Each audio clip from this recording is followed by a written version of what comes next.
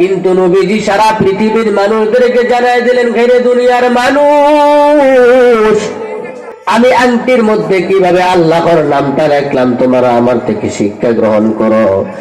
নবীজি আল্লাহ তাআলাকে সম্মান দেওয়ার জন্য আংটির প্রথম লাইনের মধ্যে রাখলেন আল্লাহ শব্দ, দ্বিতীয় লাইনের মধ্যে রাখলেন রাসূল শব্দ, তৃতীয় লাইনের মধ্যে রাখলেন মুহাম্মদ শব্দ। চিল্লায়া পড়েন সুবহানাল্লাহ। ইমামুল আউয়ালিন ওয়াল আখিরিন بحر صدقة رحمة للعالمين إمام الأولين الآخرين نور عالم رحمة للعالمين। তাহলে লেখা দরকার ছিল মুহাম্মাদুর রাসূলুল্লাহ, কি বলেন? কিন্তু নবীজি সর্বপ্রথম কার নাম লিখলেন? আল্লাহর নাম, দ্বিতীয়তে রাসূল, তৃতীয়তে নবীজির নাম। এটা লেখার মাধ্যমে নবীজি সারা দুনিয়ার মানুষদেরকে জানাই দিলেন, হে দুনিয়ার মানুষ, তোমরা যদি যে কোনো কাজের মধ্যে সফলতা পেতে চাও তাহলে আদব রক্ষা করে চলতে হবে, আদব রক্ষা করে চলতে হবে। পৃথিবীতে যত বড় বড় এমপি, মন্ত্রী, ডাক্তার, ডক্টর, প্রফেসর, ইঞ্জিনিয়ার দুনিয়ার লাইনে বড় হয়েছে, আখিরাতের লাইনে বড় হয়েছে, যারা যে লাইনে বড় হয়েছে তারা আদব রক্ষা করে তারা কিন্তু বড় হয়েছে। বেয়াদব কোনো সময় কিন্তু সফলতা পাইতে পারে না, ঠিক কিনা বলেন?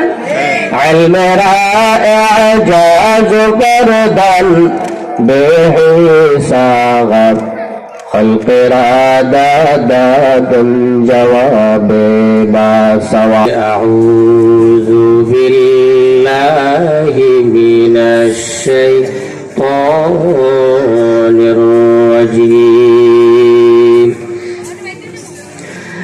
বিসমিল্লাহির রহমানির রহিম।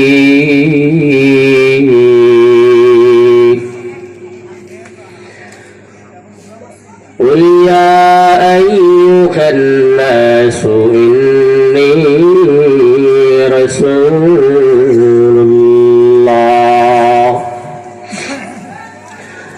صدق الله مولانا العظيم وصدق رسوله النبي الكريم. اللهم صل على محمد النبي الأمي وعلى آله وسلم تسليما. سبحانك لا علم لنا إلا ما علمتنا إنك أنت العليم الحكيم. الحمد لله. বিদ্যমান মৃত মোহাম্মদ আলতুমিয়া ও তার পরিবারের মুরব্বীদের রূহের মাগফিরাত কামনায় আজকের মাহফিলের সম্মানিত সভাপতি, সামনে উপস্থিত আল্লাহ তাআলার বান্দাগণ, নবীজির উম্মতগণ, সর্বপ্রথম আমরা মহান আল্লাহ পাক রব্বুল আলামিনের দরবারে শুকরিয়া আদায় করছি, যিনি আমাদেরকে অত্যন্ত দয়া করে, মায়া করে, মহাব্বত করে আজকের মাহফিলে আসার জন্য, বসার জন্য তৌফিক দিয়েছেন। এজন্য আসুন প্রত্যেকেই অন্তরস্থল থেকে শুকরিয়া আদায় করি, আলহামদুলিল্লাহ। তাহলে যতক্ষণ আলোচনা হবে অল্প সময় আলোচনা মনোযোগ দিয়ে শুনবো ইনশাআল্লাহ। সকালে বলেন ইনশাআল্লাহ। আলহামদুলিল্লাহ, আমাদের বাড়িয়াপাড়ার পীর সাহেব হুজুর এসে গেছেন, সকলে বলি আলহামদুলিল্লাহ। হুজুর আলোচনা করবেন এশারের পরে ইনশাআল্লাহ।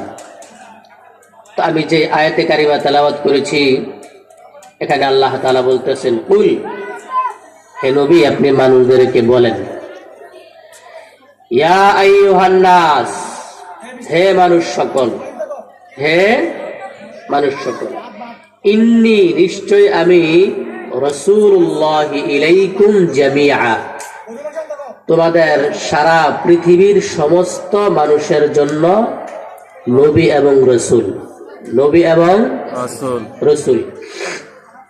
তাহলে আমাদের আগের নবীর নাম কি বলেন তো সকলে? জানেন না? হ্যাঁ, আমাদের নবীর আগের নবীর নাম কি? না, কি আদম? ঈসা আলাইহিস সালাম। কি নবী? ঈসা আলাইহিস সালাম। এবং সর্বপ্রথম নবীর নাম কি বলেন? না, আদম কথা বুঝেন না? সর্বপ্রথম নবীর নাম আদম আলাইহিস সালাম। আল্লাহ তাআলা দুনিয়াতে যত নবী পাঠাইছেন সমস্ত নবীদেরকে বলে দিয়েছেন, আমি তোমাকে উদাহরণস্বরূপ 1 বছরের জন্য নবী বানিয়ে পাঠালাম, অমুক এলাকার জন্য তোমাকে আমি নবী পাঠালাম। আরেক নবীকে বলে দিয়েছেন, আমি তোমাকে 2 বছরের জন্য নবী করে পাঠালাম, 2 এলাকার জন্য নবী করে পাঠালাম। আদম নবী থেকে শুরু করে ঈসা আলাইহিস সালাম পর্যন্ত সমস্ত নবীদেরকে আল্লাহ তাআলা বলে দিয়েছেন, তোমাদেরকে নির্দিষ্ট সময়ের জন্য, নির্দিষ্ট এলাকার জন্য তোমাদেরকে নবী রাসূল করে পাঠাইলাম। কিন্তু আমার নবী, আপনার নবী জনাবে মুহাম্মদুর রাসূলুল্লাহ সাল্লাল্লাহু আলাইহি ওয়াসাল্লামকে আল্লাহ তাআলা কোন নির্দিষ্ট এলাকার জন্য নবী করে পাঠান নাই, কোন নির্দিষ্ট সময়ের জন্য নবী করে পাঠান নাই, বরং আল্লাহ তাআলা নবীজিকে কিয়ামত পর্যন্ত সারা পৃথিবীর জন্য নবী করে পাঠিয়েছেন। সুবহানাল্লাহ। তাহলে অন্যান্য নবীদেরকে নির্দিষ্ট এলাকার জন্য পাঠাইছেন, আবার নির্দিষ্ট সময়ের জন্য। কিন্তু আমাদের নবীকে আল্লাহ তাআলা কি নির্দিষ্ট এলাকা, নির্দিষ্ট সময়ের জন্য? সারা পৃথিবীর সমস্ত মানুষের জন্য কিয়ামত পর্যন্ত। সুবহানাল্লাহ বলেন। সুবহানাল্লাহ। এজন্য নবীজি বললেন, রে সাহাবায়ে কেরাম আমার,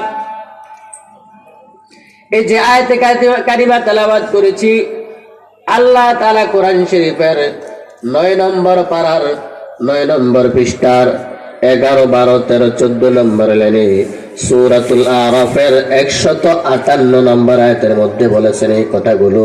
এবার সামনের দিকে আগান।